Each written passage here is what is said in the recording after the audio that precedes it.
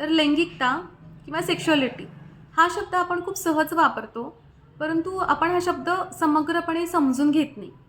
तर त्या लैंगिकतेमध्ये नक्की काय काय येतं? आता पहिली गोष्ट तर माझा लिंगभाव किंवा माझं जेंडर कोणतं? ही समज आपल्याला आतमध्ये असतेच आणि ती प्रत्येकासाठी वेगवेगळी असते. दुसरं म्हणजे माझा लैंगिक कल म्हणजे सेक्शुअल ओरिएंटेशन. म्हणजे मला कुठल्या लिंगाच्या व्यक्तींबद्दल आकर्षण फील होतं.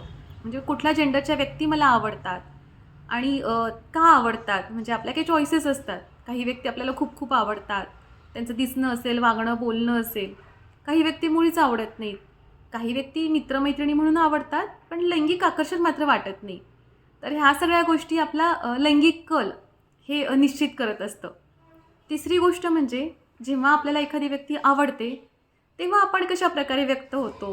म्हणजे मग त्या व्यक्तीशी कसं बोलतो, कसं वागतो, फ्लर्टिंग कसं करतो आणि एकदा ती व्यक्ती तुमचा जोडीदार झाल्यानंतर तुमच्यामध्ये कशाप्रकारे प्रेमसंबंध, प्रणय अ, अ, हो हो हो होऊ शकतो. म्हणजे तुम्हाला त्याच्यामध्ये काय-काय आवडतं? कशाप्रकारे प्रणय रंगवायला आवडतो?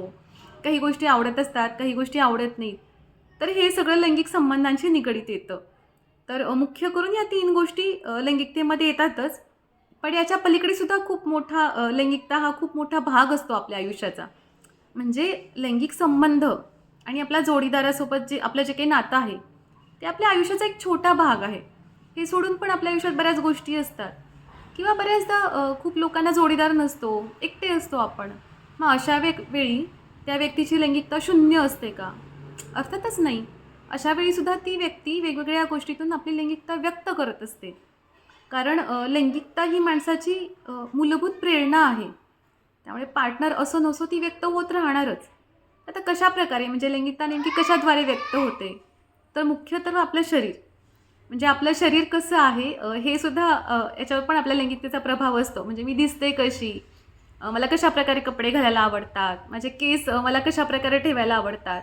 किंवा मी हसते कशी? माझा आवाज केवढा आहे? मी चालते कशी? तर ह्या सगळ्या गोष्टीसुद्धा आणि जरी तुम्ही बोलत नसाल, मी जर एखाद्या पार्टीमध्ये किंवा एखाद्या सामाजिक प्रसंगामध्ये कोपऱ्यात बसलेले असाल, न बोलता, तरीसुद्धा तुम्ही शरीराद्वारे खूप गोष्टी व्यक्त करत असतात. तुमचं शरीर निरीक्षण करून 10 गोष्टी तुमच्याबद्दल कळू शकतात. तुमचं शरीर कायम बोलत असतं. पुन्हा तुमची देहबोली, बॉडी लँग्वेज किंवा तुमचे वागता बोलतानाचे काही सवयी असतात. त्याचप्रकारे तुम्ही बाकीच्या नात्यांमध्ये कसं व्यक्त होता? म्हणजे तुमची कौटुंबिक नाते असतील, तुमची मैत्री असेल, तसंच कामाच्या ठिकाणी तुम्ही कसे व्यक्त होत असता? मग तुमच्या वागण्या-बोलण्यात आत्मविश्वास असतो का?